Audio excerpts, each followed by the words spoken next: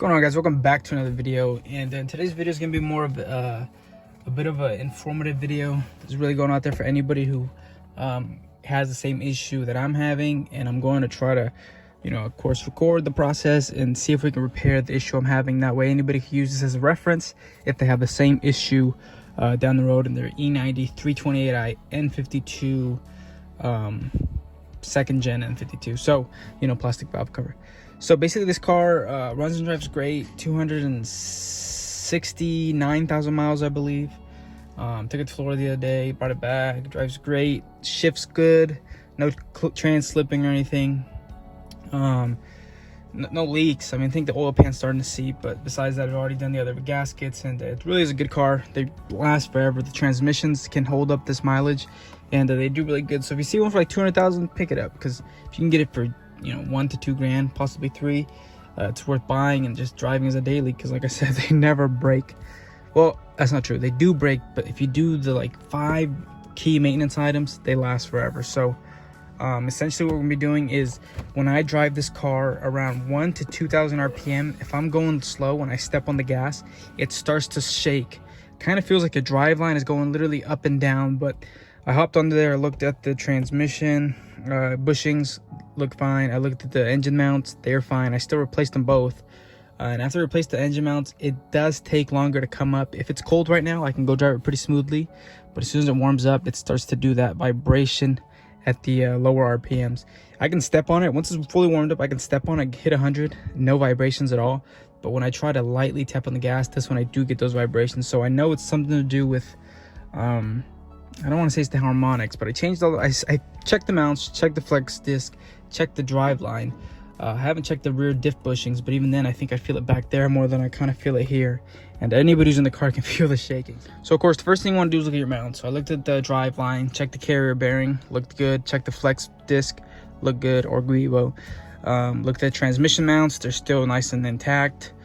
Changed the motor mounts, and those were a little worn because of higher mileage, but they were still good. Once you're done with that, you're probably basically thinking, okay, I've looked at everything, nothing seems to be out of whack, what could it be? If you already looked at all those things and you either didn't see anything damaged or didn't replace something and didn't fix it, then the next thing to do would be look at the transmission. And what that's going to be is going to be the torque converter. I've been reading up online on all about it, reading the service bulletins and the information BMW let go. And basically certain models with this GM transmission, which is 328, not the 335, that's a ZF.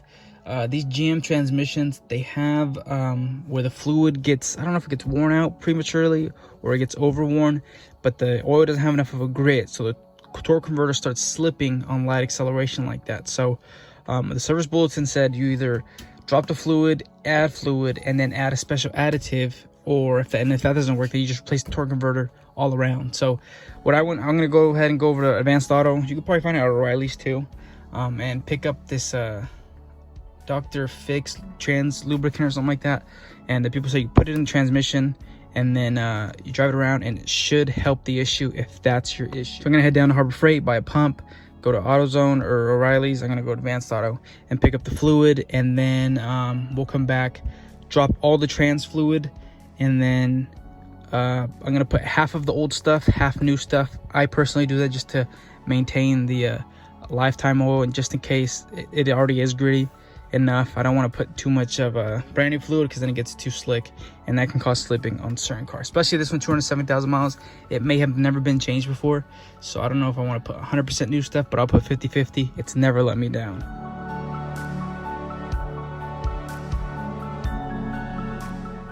All right, so I'm back home, and here's the stuff we ended up getting. It's called LubeGuard, the original instant Shudder fix.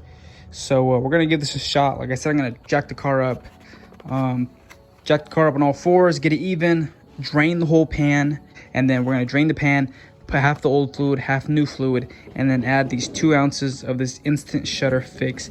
Some people online say they added 2. I'm not too sure if I'm going to do that. I'll add 1 for now. If I see it get better, I might buy another one, unless it fixes it completely. But we'll go ahead and do that and see what it does. All right, so now we got the car jacked up on all fours with jack stands. So now we're going to look for the fill plug. Like I said, I checked the flex disc. You can see here, it looks good. It's a little stress cracked, but that's to be expected for this mileage. For the vibration I'd be getting, this should be shredded or destroyed, but of course it's not. Also, the transmission mounts look good, a little worn, but like I said, shouldn't be causing the mass vibration we're feeling. So now the next thing we're gonna do is go and look for the fill plug. Okay, so that's definitely our fill plug right here. So it looks like a 16mm, so I'm gonna stick that on there. Pull that off first. You always wanna do the fill plug before the drain plug, because if that doesn't come off and you drain it, you can't fill it, as opposed to you doing this first. Because if you take off the fill plug, essentially nothing should come out except for actually no, yeah, I mean, since it's so cold right now, nothing should be coming out of here at all. But when it is warm, if you do this warm, you want to do this cold, because if you do this warm, you will not know how much fluid to put in, because the fluid expands and it starts pouring out prematurely. So the proper way to fill one of these is you get it jacked up on all fours, you let the engine be cool, you start it, leave it in park, take this bolt off, and start filling it until you feel it fill out. And once it starts coming out, then you know it's full. All right, if you got your drain plug out and your fill plug, you're gonna let it drain. I caught it all so I could refill some of it. But for the stuff I'm gonna use on the actual transmission, I'm just gonna be using some liquid moly ATF 1800. This is the Dextron 6, I believe. If you are a low mileage somehow having this issue, then you may want to just buy all 6 quarts of this or 7 quarts and just fill it like that, especially since you're at lower mileage. But I'm gonna go ahead and top that off, put the drain plug back in, and then start filling it till I see it seep out on cold, and then I'll go ahead and start the car and fill it with the car on until it leaks again, and then I'll be done. So I'm gonna go and stick that clutch or the shutter stop in one of these bottles, these new bottles, instead of trying to finagle it in there, and then we should be good to go. So we'll pop this out of here, put it in our new transmission fluid. That way it mixes there, and then we'll pump this whole brand new bottle in. I'll put 2 quarts in of good new transmission fluid, and then use the rest of the used stuff, just because, like I said, I guess technically in this case I don't have enough grit regardless, but usually you don't switch it out because your old transmission fluid is a little grittier, and if you put brand new slick transmission fluid, sometimes you can accidentally start to cause slipping, and you can end your transmission's life prematurely, and we don't want to do that. But in this case, a little different, since technically we don't have enough grit. So I'm just going to do 2 automatic transmission and the rest of the old stuff, plus this will add grit to it, if anything. So let me put this in there, and then we'll start pumping. All right, so it's now filled until it's dripping out, as you can see there. So now I had to go ahead and start the car and then continue to pump until it pours out again, and then we should be full.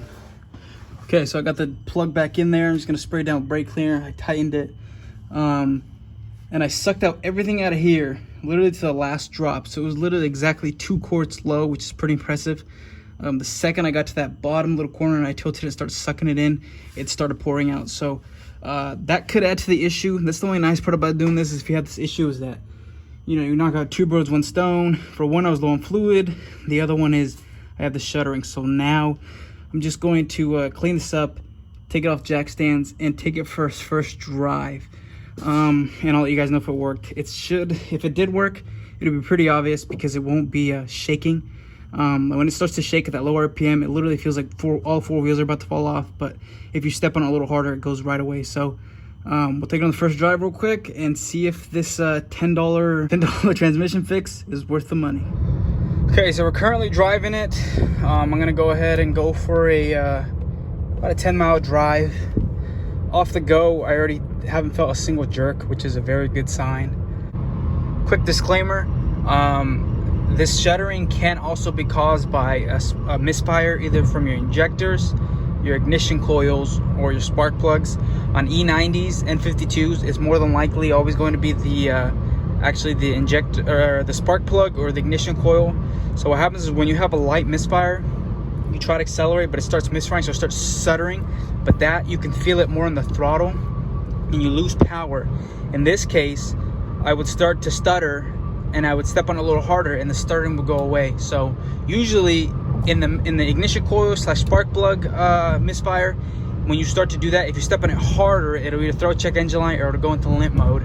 And you know, when you have that stutter, if you have a stutter like that, then of course, if you have a check engine light, you want to read the codes first. Make sure you don't have a misfire code, because that could be the ultimate cause. And in this case, it wasn't either one of those because I didn't have a misfire code and I had no check engine light, and like I said, I could power through it. So that means it was something past the engine, so either transmission or driveline wise.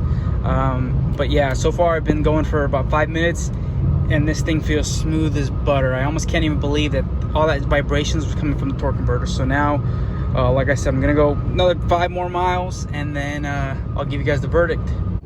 Okay, we'll do a quick drive real quick, see if it does it. So here we go, low RPMs, nothing. It feels smooth as could be. So that's a 10 out of 10 for me. I mean, that stuff worked great. I can't complain. We'll see how long it lasts. Some people have said that it's come back. Most people, every form I read, said it fixed the issue permanently. So we'll see if it does come back. I may drop it again, add 2 more quarts, see if that helps before I go ahead and you know, switch out the torque converter or get a new transmission. But for now, I mean, low RPM, doesn't shake at all. Like right now, if I tapped on the gas, it would be shaking. So that's what I'm saying. Like if shaking bad, trust me when I say that. Like it literally felt like the drive line was slapping up and down. But that's a success. So if you have a transmission that is shuddering, or you have a very bad shudder in general, go ahead and look at your bushings, of course, first. Easiest thing, take a look, get under the car. If it ends up not being any of those and you still feel it, go ahead and go for the transmission. Do the transmission shudder repair. One thing to tell if it's your transmission or not is when you're driving from 1,000 to 2,000 and you start feeling that vibration, you should be able to see the RPM needle go up and down, because the RPMs will drop because the transmission will slip, or not the transmission itself, the torque converter will slip, so the RPM will drop a little bit and then come back up. So that's one of the for sure tell signs that it's your transmission and not you know, your driveline or something. And then besides that, I wish I could have showed you guys what it was like, but by the time I decided to make this video and repair it last night, I decided to do the repair this morning. So I didn't want to drive the car and heat it up and have to wait for it to cool down, just in case anything went wrong. I'd rather do everything in the morning. That way I can go to the parts store if I break anything. But besides that, that seems like a success for me. And if you have any questions, leave them down below. I'll answer as many as I can. I'm not a AMW expert. I know a little bit here and there. So if you have any questions on how to do this, or if you're doing it right, or anything along those lines, leave it down in the comments. And yeah, without further ado, thanks for watching, and I'll see you guys in the next one.